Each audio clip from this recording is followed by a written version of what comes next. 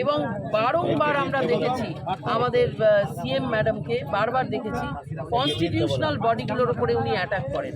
এটা কিন্তু আমাদের আমাদের যে সমাজের যে স্টেবিলিটি, সেটা সোশ্যাল স্টেবিলিটি বলুন, পলিটিক্যাল স্টেবিলিটি বলুন, তার জন্য এটা ক্ষতিকারক।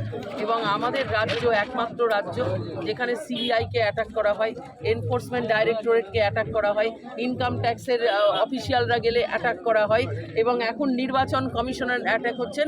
কিছুদিন আগে দেখলাম রাজ্যপালও নাকি অ্যাটাক হচ্ছেন। আমাদের রাজ্যে এইসব হয়, সেটা এখন সবাই বুঝে গেছে। এই সব সস্তা রাজনীতি করে এখানে বিজেপিকে আটকানো যাবে। অল্প ভোটে হেরেছেন, এবার কি জিতবেন কি বলছেন? দেখুন, মানুষ বলছে, এটা জনগণের আওয়াজ, আমি কি বলবো। সাধারণ মানুষ বলছে নির্ভয়াদি জিতছে। আর একটা স্লোগান এখানকার মানুষই দিয়েছেন, যারা আমাকে নির্ভয়াদি নাম দিয়েছিলেন তারা একটা স্লোগান তৈরি করেছেন, শীত গ্রীষ্ম বর্ষা নির্ভয়াদি বর্ষা।